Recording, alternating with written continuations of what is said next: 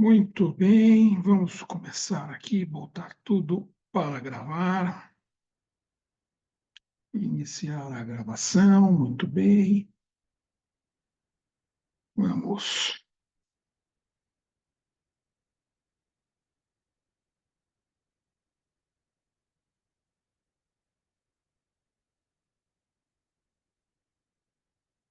Compartilhar a nossa tela. Perfeito.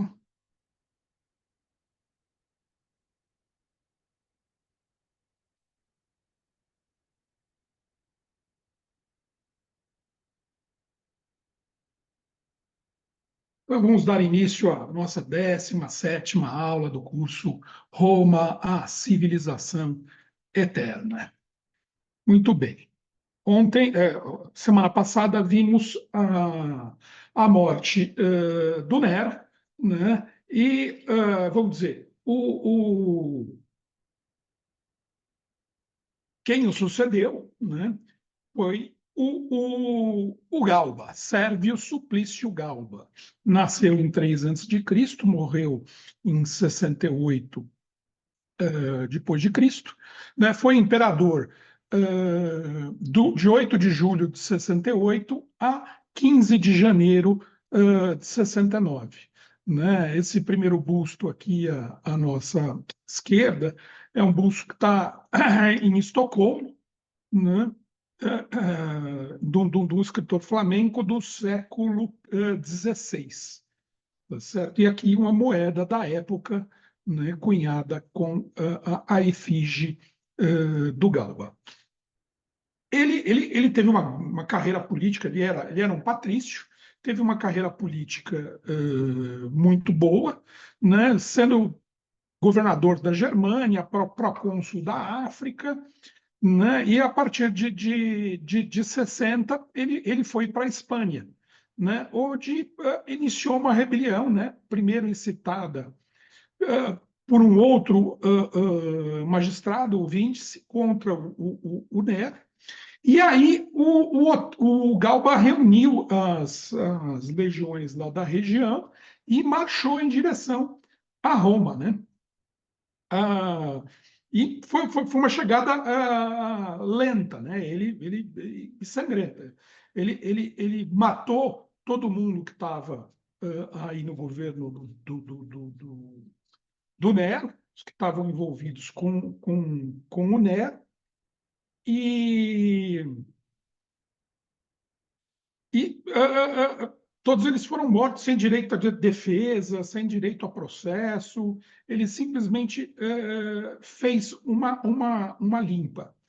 Mas aí é que está, ele nunca conseguiu, né, com essas políticas e com essa violência. O Nero, apesar de tudo, era querido, e ele nunca foi, né, sempre acabou sendo visto como alguém que estava usurpando aí o trono.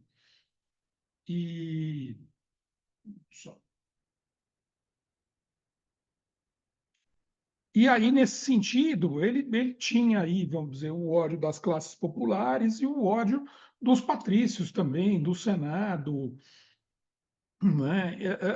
Enfim. E ele achando, né, ele acreditava que essa hostilidade era porque ele não tinha um herdeiro, né? Então ele acaba por adotar, né, o Lúcio Calpúnico Pisão. E aí o Otão, que era um outro general, um outro patrício romano, que o apoiou nesse golpe que ele deu, ficou muito revoltado que não era ele o herdeiro nomeado, né? E aí, segundo dizem, ele tramou o assassinato do Galba e se dirigiu também com as tropas dele para Roma. Então, o Galba acabou sendo assassinado no Fórum Romano na manhã de 15 de janeiro de 69. Ele tinha 72 anos de idade, né? O Plutarco afirma que ele foi corajoso, que os que foram matá-lo, ele ofereceu o pescoço e disse para os assassinos, exclamando: matai-me, se disso depender o bem de Roma. né? Não sabemos o quanto isso é fidedigno, mas, enfim, é o que contam, né? Então, aí assassinaram ele e na sequência, o Senado já nomeou o OTAN, né? E o OTAN também veio, estava fora de Roma, veio se dirigindo a Roma, né? Ele começou já o OTAN aqui é bem mais jovem que o-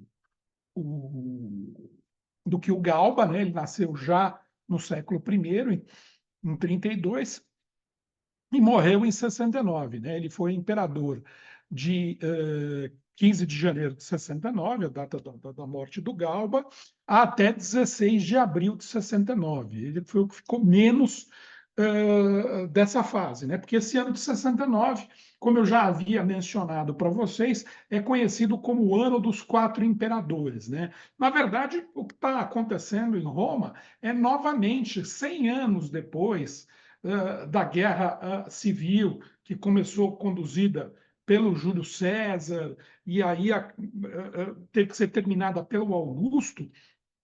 Ela, mais de 100 anos depois, acaba se repetindo, né, a partir aí desse final do governo do Nero, né? E novamente Roma, nesse ano de 69 especialmente, está em guerra civil, romanos lutando contra romanos, né? Então, falando aqui um pouco da história do OTAN, o OTAN foi nomeado governador da Lusitânia em 58 pelo Caco, né? Apoiou o Galba, como eu contei, né? No golpe de Estado. E, e aí o que acontece? Ele, no poder, ele tem um outro general, um outro exército, o Vitélio, né? Que está lá na Germânia, que está lá no norte da Europa, e que também se rebela, né? E também vem para atacar Roma, vem com suas tropas. O OTAN até consegue reunir bastante tropas e tal, e para lutar. Mas já voltamos a esse ponto, né? O assassinato que dizem que o OTAN fez com o Galba, né, foi uma coisa bastante brutal. E logo na sequência, os senadores investiram o OTAN com o título de Augusto, botaram ele no trono. Então, o que nos leva a crer que realmente, de fato, era um complô, né? Um complô contra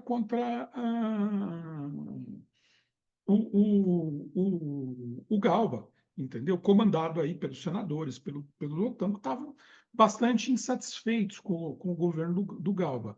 E sempre, né, as figuras da guarda pretoriana que estão sempre envolvidas nessas questões, entendeu? Vão toda vez que se mata um imperador, com certeza vocês considerem que a partir do Tibério, a partir do Calígula, principalmente, a partir do Calígula, que é o primeiro de fato assassinato, que se tem certeza que foi assassinado, está sempre a guarda pretoriana participando desses golpes, e aqui, com certeza, no caso do golpe do OTAN, não foi diferente, né? E o OTAN se beneficiou muito desse ódio que a sociedade estava do Galba, né? Por o Galba ser muito autoritário e tal, enfim, e não, né? O Galba não fez acordo com os militares, não fez acordo com a guarda pretoriana, não distribuiu dinheiro nem benesses a ninguém. Então, isso deixou ele numa situação bastante delicada. E aí, né, o OTAN conseguiu reunir grandes tropas, e essas tropas vão se encontrar com as tropas do Vitélio aí, muito antes de chegar em Roma, ainda na região norte da Europa, né? E aí acontece uma batalha. né? Nessa batalha, não é muito claro que as tropas do OTAN são derrotadas, mas, enfim, a moral, eles acabam, de fato, derrotados, porque a moral se abate sobre o exército, né? E aí eles deixam as tropas do Vitélio se aproximarem do acampamento do OTAN. E o OTAN, vendo isso e sabendo que haviam também outras legiões procedentes de outros lugares e que já estavam se rebelando e apoiando o Vitélio, e essa moral muito baixa, ele resolveu, né, assumir a derrota, né, e num discurso se despediu daqueles que estavam com ele no exército, né, dizendo: é muito mais justo falecer por todos do que todos por um. E aí, com essas palavras, ele se retirou para sua barraca de campanha, né, e na manhã seguinte se suicidou, cravando uma adaga no coração. Né? Quando seus assistentes entraram no seu aposento, ele já tinha falecido, né? E após a sua morte, fizeram um simples mausoléu na região e colocaram o seguinte dístico, né? Em latim. Diz Manibus Marci Otones, ou seja, pela mão de Marco Otan.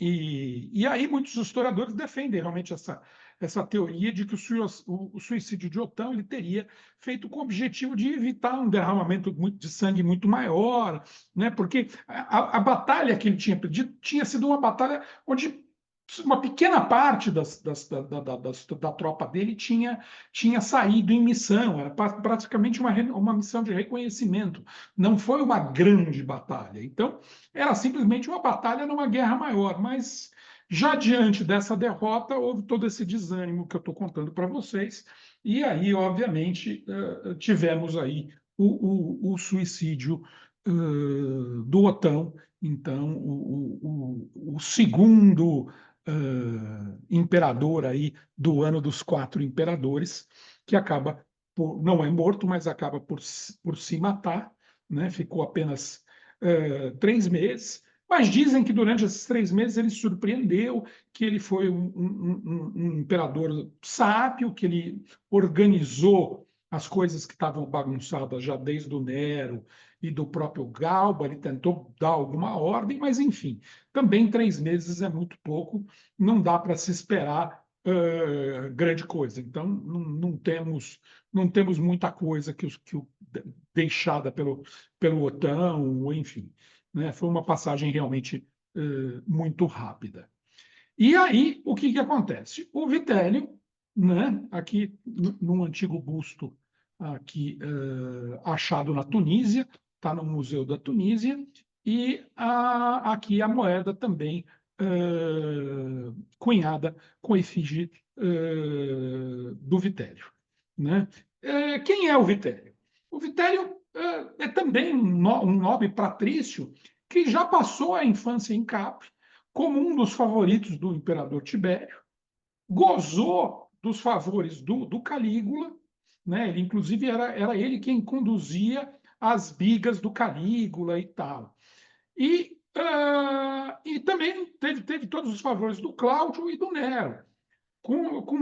Jogava dados com ele, então ele foi íntimo desses todos os imperadores, ele era o predileto deles, e um dos prediletos, pelo menos, talvez fosse, enquanto criança, o predileto do Tibério, com o Calígula, com o Cláudio e com o Nero. Eles já tinham idade mais compatível enfim, e com isso foi crescendo na sua carreira política, graças a esse bom relacionamento, né? E aí quando se aproximou do local com as tropas dele, do local onde o Otão tinha se matado, né? Ele falou também uma, uma uma fama, enfim, tinha os cadáveres lá, tinha o fedor dos cadáveres mortos na batalha e tal, e não sei o quê. E aí ele ele cunhou essa frase que é célebre também: o cadáver de um inimigo cheira bem, e melhor ainda se for um concidadão, né? Uma coisa meio brutal, né? Ou seja, ele gostava um pouco de guerra civil, né? Queria matar o inimigo com cidadão, né? Essa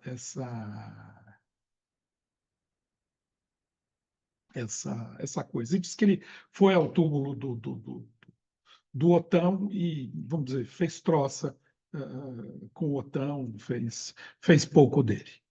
Né? E aí ele já chegou em Roma numa grande opulência, né? Como a gente diria hoje, se achando, cheio de si, cheio das coisas, e isso já também já criou uma certa antipatia com as pessoas, porque ele já chegou, já assumiu cargo, outros cargos além de imperador, né, como pontífice máximo, né, já determinou todas as magistraturas sem fazer consultas, sem fazer acordos, né, e, e não foi uma experiência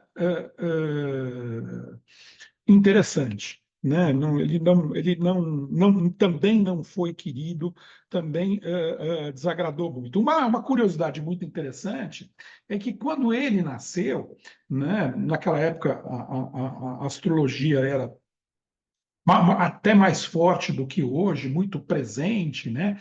Então fizeram o mapa, os pais mandaram fazer o mapa natal dele. E aí as coisas que o astrólogo que fez o mapa natal dele revelou eram terríveis. Então os pais sempre foram contra que ele fizesse carreira política e tal, porque tinha um problema enorme lá no, no mapa astral dele, enfim, se falavam que era uma coisa. E ele ficou muito marcado por isso. Tanto é que uma das muitas primeiras medidas que ele toma, né, já ainda em outubro de 69, ele elabora uma lei onde ele expulsa de Roma e da Península Itálica todos os astrólogos.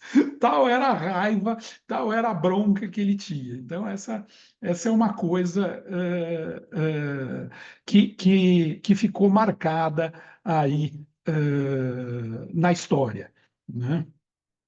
E como é que ele cai? Ele cai porque este aqui que eu já citei para vocês, né, o Tito Vespasiano, né, também um homem do século I, 9 a 79, né, vocês viram aqui, né, a curiosidade. Aqui está dizendo 20 de 12 de 69, o término do Império do Aulo Vitélio Germânico, do Vitério.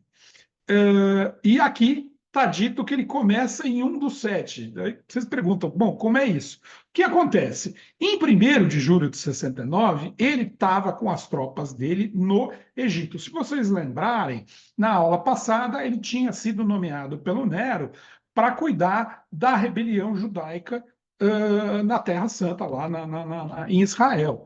Entendeu? Então, ele estava lá, a hora que ele soube da morte do Nero, ele deixou o filho dele, o Tito, responsável lá pelas tropas, pegou parte das tropas e foi para o Egito, foi para Alexandria, né, porque lá também estavam havendo alguns problemas e tal, e a ideia dele era chegar a Roma. Né? E já em 1º de julho, né, as tropas dele, todas as legiões que estavam com ele, que eram várias, proclamaram ele imperador em 1º de julho. Então, por isso que se considera que o império dele é de 1 de 7 de 69 a 23 de 6 de 79. E, e aí, muitas outras legiões de outras regiões, da Dalmácia, da Mésia, da Polônia, né, essas regiões da Grécia na, na atual Turquia e tal, também se rebelaram e também juraram fidelidade a- ao Vespasiano. Ele estava já muito, né? Ele tinha dado lá um bom começo, né? Tinha dado uma boa segurada na revolta judaica, né? Então ele estava já nesse ano com tudo, né? E o Vitélio também colaborando, né? Só provocando, como é que se diz? Problemas. E aí os distúrbios estouraram por todo o império. No primeiro momento, o Vidélio abdica, mas depois parece que ele repensa a decisão. E aí o irmão do Vespasiano, que era prefeito, decide tomar o poder, né, junto com um dos filhos do Vespasiano, que estava em Roma, que não era o Tito, era o Domiciano. Então, eles mais ou menos já começam também a elaborar um plano para tirar o Vitélio do poder, né? Tomar o poder do Vitélio obviamente, assassiná-lo, né? E,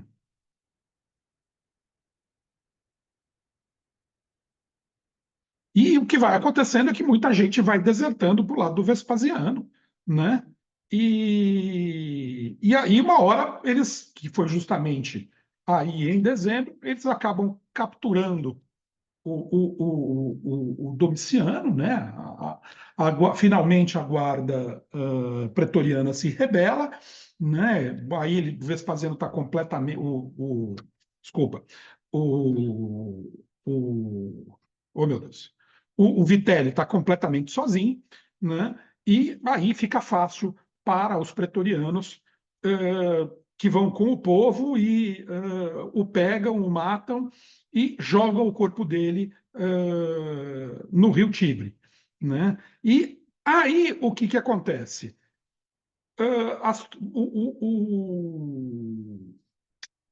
O Vespasiano ainda leva mais de um ano para chegar em Roma. Ele vai chegar em Roma só no final de 70, né? Mas, enquanto isso, esse irmão dele e o Domiciano vão já tomando as providências, então o governo já passa a ter uma outra cara, né? Totalmente diferente dos outros três, né? Que morreram, e muito diferente da do Nero.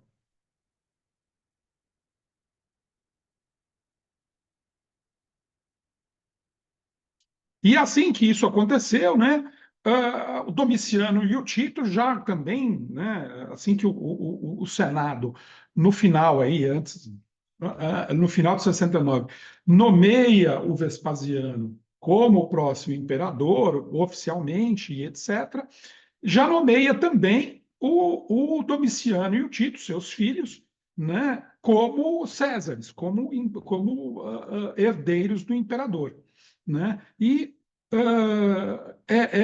é assim que as coisas acontecem. O Vespasiano, diferentemente dos outros três, ele não era um patrício. Ele tinha origem humilde. A família dele era uma família de ordem equestre e que chegou no Senado durante aí também os reinados dos imperadores aí do século I, a partir do Tibério,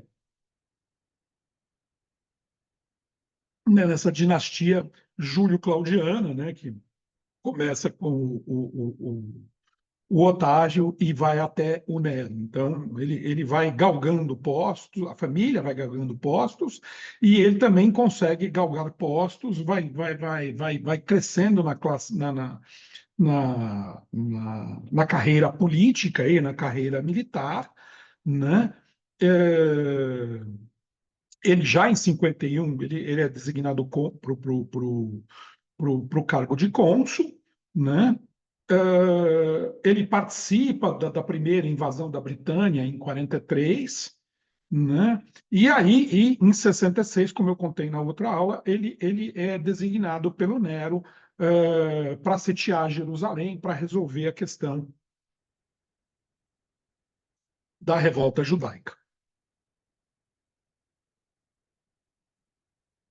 Então, aí assim que o Vespasiano começou o governo dele, ele começou a fazer uma série de mudanças de ordem econômica, né? Vocês imaginam que essa guerra civil e os abusos e as maluquices do Nero antes provocaram um rombo aí no tesouro, nos cofres do Império, e ele precisou criar uma austeridade fiscal muito grande, ele recriou uma série de impostos, ele passou a cobrar muitos impostos para reequilibrar as contas do Império, né? Então, ele começou a pavimentar essa construção. Ao mesmo tempo, ele queria desfazer as coisas que foram feitas pelo Nero, né? E aí, para desfazer, ele vai desfazer essas coisas fisicamente. Então, partes das áreas ocupadas lá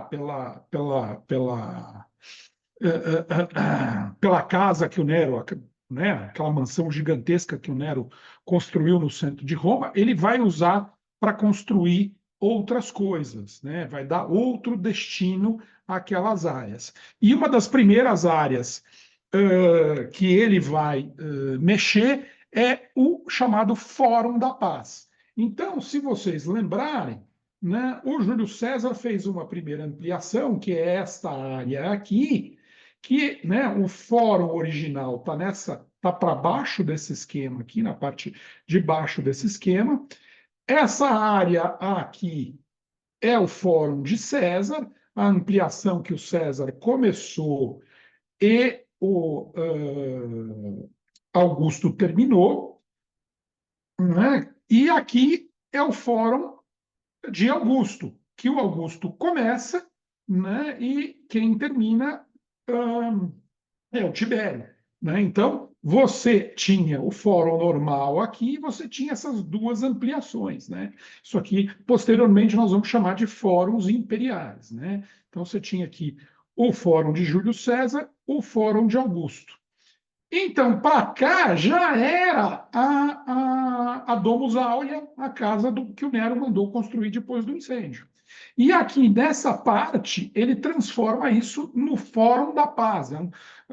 No começo ele era só chamado de Templo da Paz, mas enfim, um complexo com templos, com prédios administrativos, com uma grande praça, né? Essa vista que nós temos aqui é uma vista que é por este lado aqui, ó, pelo lado de cima do esquema. Então, hoje, né, essa igreja que está aqui, isso é uma igreja aí, um convento, né, a igreja e o convento de São Cosme e Damião, está justamente nessa ponta de cá, né? Essa ponta daqui, ó, é que está essa igreja que a gente vê na foto. Então, a foto é daqui para cá. Opa, já foi um pouco a mais. É daqui para cá, nesse sentido aqui. E aí, aqui na foto, entre essa área fechada aqui de restos arqueológicos, você tem aquela rua que sai desde o Coliseu e vai lá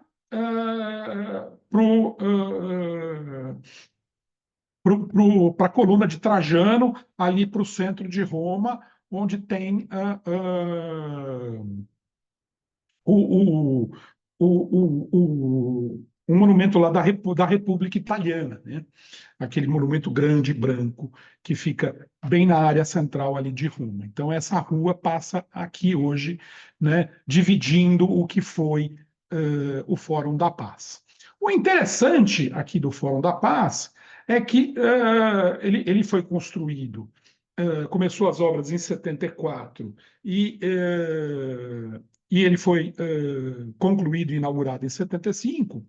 E numa das partes dele foi construído isto aqui, que é a chamada Forma Urbis Romania. O que é isso? É este mapa, é como se fosse um mapa da Roma, tudo que estava construído, tudo que existia na Roma, todo ele feito de mármore. Essa reconstrução, essa imagem já é uma. Porque houveram duas formas urbis. Uma primeira, que foi feita aí pelo Vespasiano, e 100 anos depois, cento e poucos anos depois, ela foi refeita. Né? Então, o que nós temos hoje são fragmentos dessa segunda versão, mas, enfim, elas ocupavam esse mesmo espaço dentro do Fórum da Paz. Né? Lembrando que paz, o que significava paz na Roma Antiga, né? É a paz romana, é o governo de Roma imperar. Onde o governo de Roma não imperava, não mandava, os costumes romanos não estavam presentes, onde eles não recolhiam impostos, não havia paz. Né? A paz era a administração romana sem, vamos dizer assim, sem reclamações, sem objeções. Né? Essa é a paz romana. Então, aqui vocês veem, né, hoje, agora, o ano passado, né, em 23, eu não cheguei a conhecer porque não estava aberto quando eu estive lá. E no ano passado, em 23, foi inaugurado, acho que em junho ou julho, esse novo museu em Roma, que é o Museu da Forma Urbis, que está ali naquela região mesmo, ali, junto dos restos do Fórum da Paz e junto dessa igreja de São Cosme e Damião. Então, o que eles pegaram? Eles pegaram isso que vocês estão vendo mais claro são esses pedaços de mármore que vocês veem aqui no detalhe, tá vendo? São esses pedaços de mármore que sobraram. Então, eles remontaram por baixo, aqui escuro, o mapa e colocaram no mapa os pedacinhos que foram achados, né, arqueologicamente, que foram escavados e foram achados, eles remontaram. E aí põe um vidro em cima e você anda em cima desse grande mapa, dessa grande maquete de mármore, né? Hoje não toda de mármore, são só fragmentos, né? Como vocês estão vendo, todos os pedacinhos quebrados, mas que os arqueólogos identificaram o que era de qual parte. Então, muitos prédios que nós conhecemos, que a gente sabe da existência, mas que não foram ainda achados restos arqueológicos, a gente sabe que existiam em Roma, por causa dos pedaços que foram achados da forma urbis. Né? Então, esse mapa, essa reconstituição é feita dessas duas coisas, né? É feito do que se achou no local, o que se achou na forma urbis, né? O que se tinha de relatos que sobreviveram ao tempo. Então, com isso, se conseguem reconstruir essas imagens, e é essa a ideia do Museu da Forma Urbis, que tenho certeza que deve ser uma experiência bastante interessante, uma coisa bastante bacana, e que justamente foi nessa época, no governo do Vespasiano, que começou. Que a ideia disso era justamente, naquela época, era ter um cadastro dos imóveis, justamente para quê? Para cobrar os impostos, para saber o que era de quem, o que era público, o que era privado, né? Quem era responsável pelo quê, e, enfim, era uma forma também de aumentar o controle, né? E hoje a gente vê, né? A gente paga IPTU, né? Tem as plantas das prefeituras das cidades onde nós moramos, né? Todas por áreas, determinando os valores venais e etc. Quer dizer, essa coisa surge nesta época em Roma, no século I, né? Esta ideia de organização de cidade é muito romana, né? A coisa, né? Depois outras cidades romanas serão planejadas com base no que se fez em Roma nessa época. Já no final da República, os romanos já começam a criar cidades planejadas, né? Então, onde eles vão fundar uma cidade nova, geralmente eles fazem dois eixos, né? Um norte-sul e outro leste-oeste. Um é o decumano e o outro é, agora eu já não me lembro o nome, daqui a pouco me vem. E nesse conjunto no conjunto desses dois eixos, seriam duas estradas, duas grandes avenidas, no centro se constrói o fórum da cidade. E aí a cidade se desenvolve em volta, né?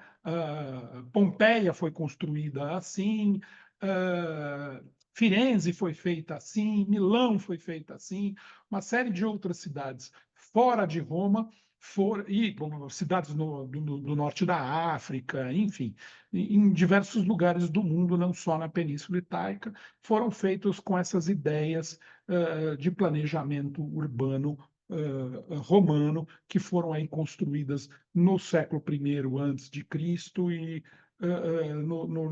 no século I depois de Cristo. Né? Então, essa é uma das curiosidades. E a outra, a mais conhecida de todo mundo, é o Coliseu. Né? Então, justamente onde havia uma grande estrutura, um grande lago monumental, que era uma espécie de entrada nobre da Domus Aurea, da casa do Nero, que era uma coisa assim para impressionar os visitantes, né? Quem adentrasse ao palácio dele, já de cara ter uma ideia de monumentalidade. Então era uma coisa, era um lago muito grande que ocupava toda a área onde está o Coliseu, né? Então ele justamente está numa parte bem baixa de vale, né? Por isso era muito fácil fazer, já corriam riachos por ali, né? E que depois iam dar no Tibre, então era muito fácil represar a água ali e fazer essa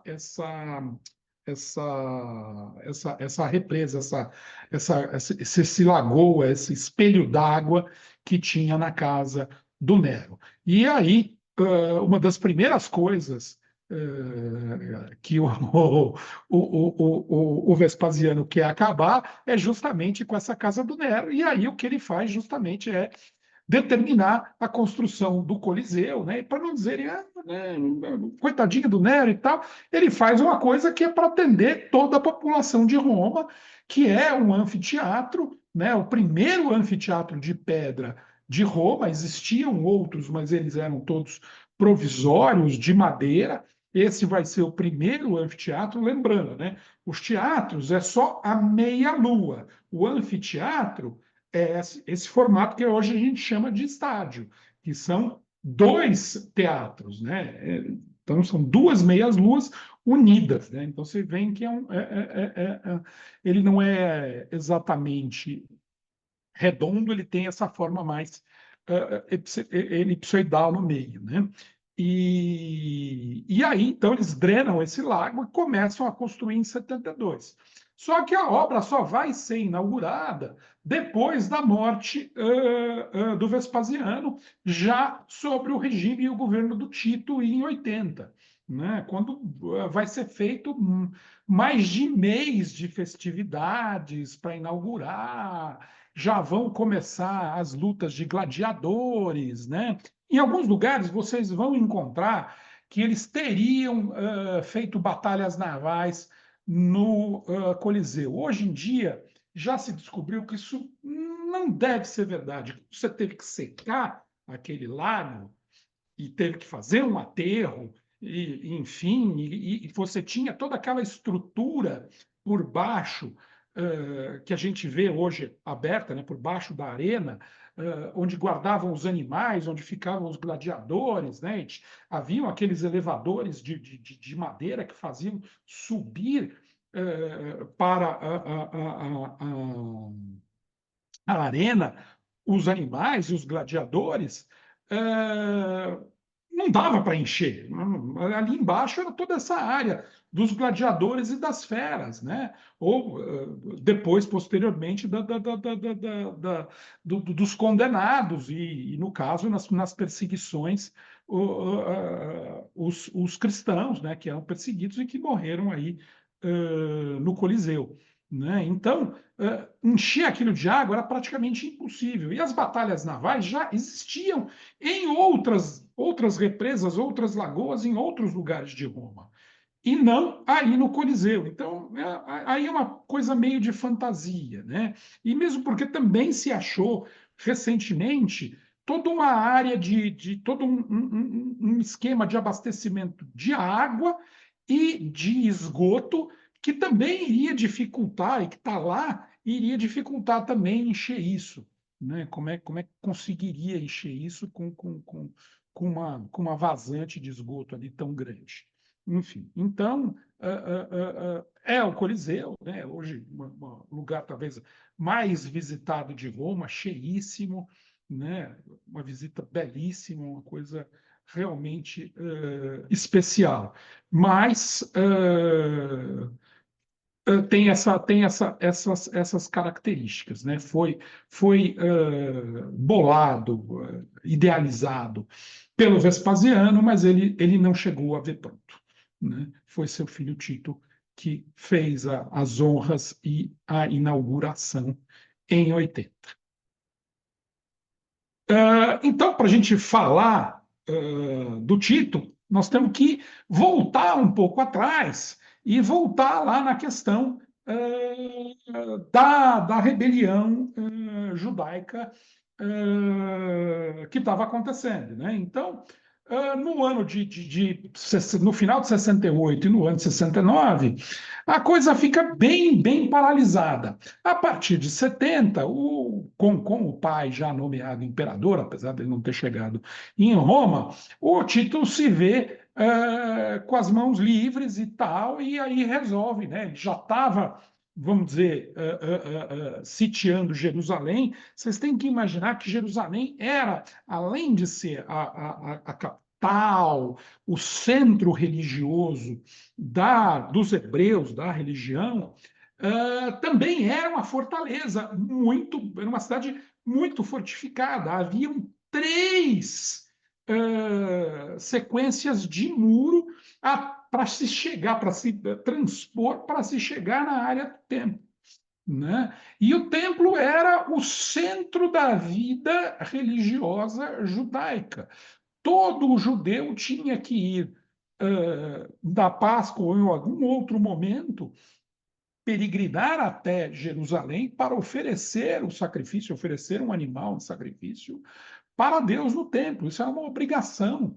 Né? Então, não tinha como ser diferente. Era ali, né, no Santo dos Santos, era onde estava, né, Deus, desde o tempo do Êxodo, né, do Moisés pelo deserto, quando Deus determinou o tamanho de como deveria fazer a tenda do templo, e etc, etc, etc. E depois Salomão transformou a tenda num templo definitivo. Né? Em 585, Nabucodonosor ataca e destrói o templo de Salomão. Né? Os judeus saem de Israel e voltam anos depois e reconstroem o templo. E o templo que existe aí, que é o templo que Jesus viu, é o templo que foi muito ampliado lá pelo rei Herodes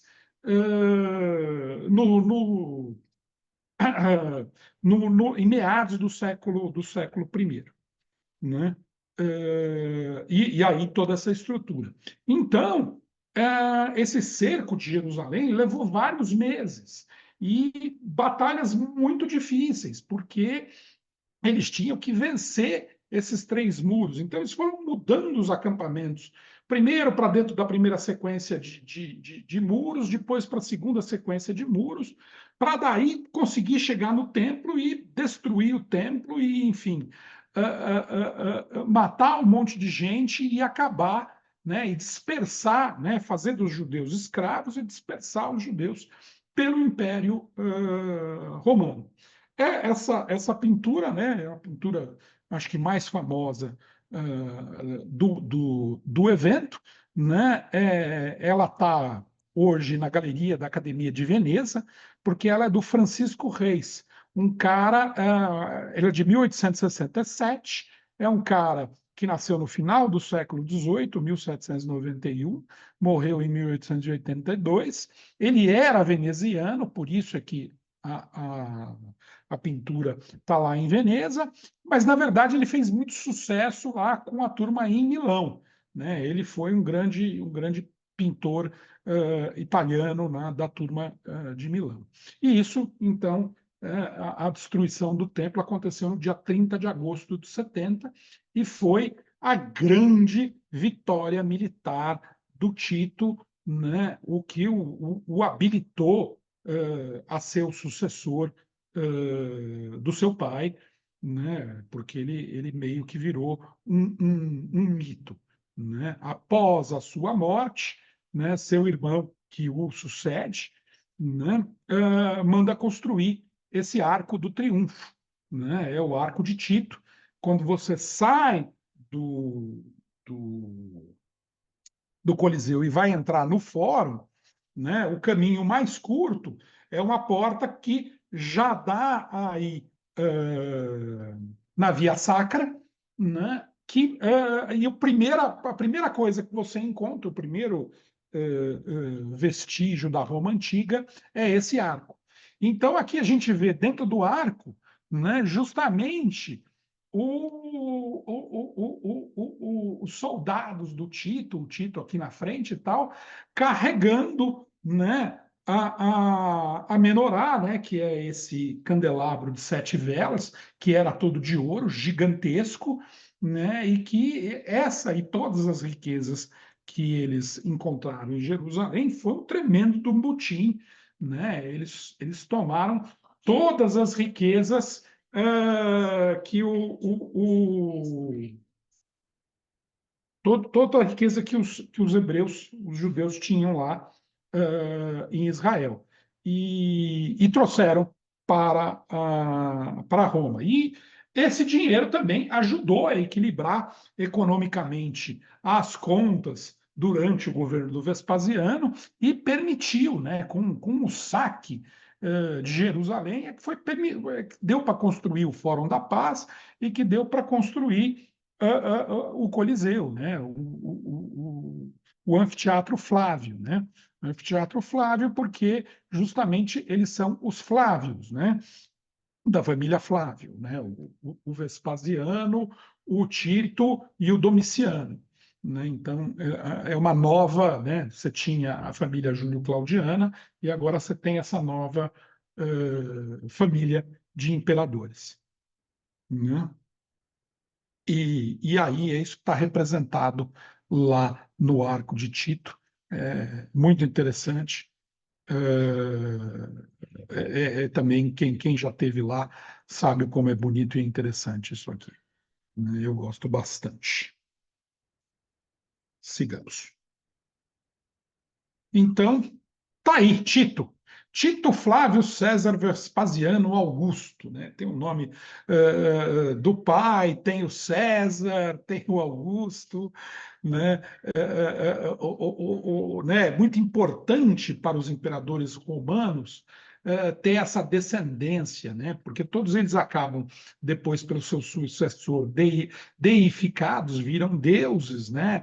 E para que isso reforce a linhagem deles, reforce o poder, né? Essa coisa é muito importante, é fundamental, né? Então, por isso toda essa ligação, né? Como a sucessão não é sempre por filhos, aqui nós estamos tendo uma, né? O Tito sucedendo o Vespasiano, mas o comum é que as pessoas todas sejam adotadas, né? E aí, inclusive, não tendo ligação uma com as outras. Né? E então foi isso, né? Ele continuou o Tito construindo prédios importantes, reconstruindo aí Roma dentro do programa já estabelecido pelo pai dele, meio que para pagar a memória do Nero, para superar a memória do Nero, né? Mas, ao mesmo tempo, ele foi um imperador por muito pouco tempo, né? 23/7 de 79, 13/12 de 81. Então, quer dizer, praticamente três, dois, 2 anos e pouco, 2 anos e alguns meses. Então, realmente também foi muito, muito, muito pequeno, mas aconteceram coisas muito importantes, né? Houve a erupção do Vesúvio, que soterrou Herculano e Pompeia em 79, né? E houve um novo incêndio em 80. Né? Então, essas coisas também atrapalharam muito a vida do Tito.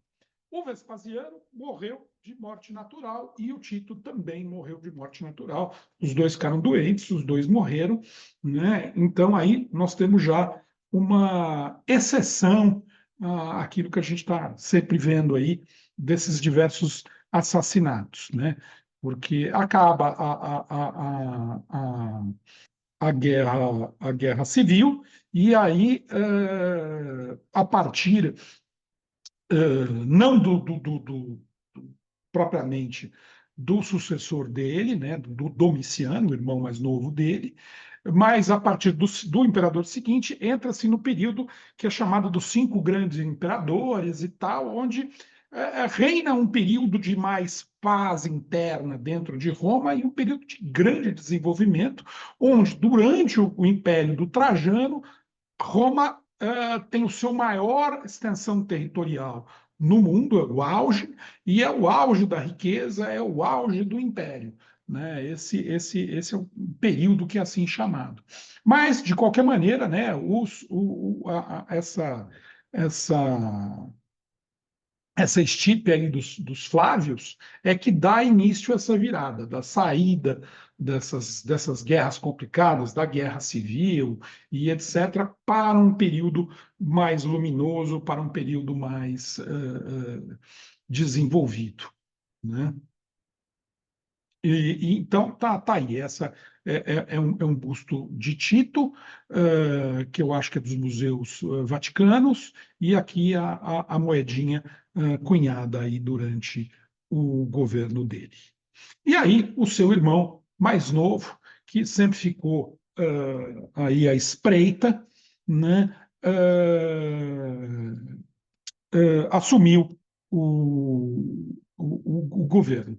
Tanto o Vespasiano como o Tito, eles faziam parecer, eles faziam uma espécie de teatrinho, de que, olha, é um império, mas não, mas olha, a gente vive numa coisa, né, não diria democrática, mas numa coisa aberta, né, a gente respeita, admira os princípios da República e etc. Então, eles tinham esse verniz.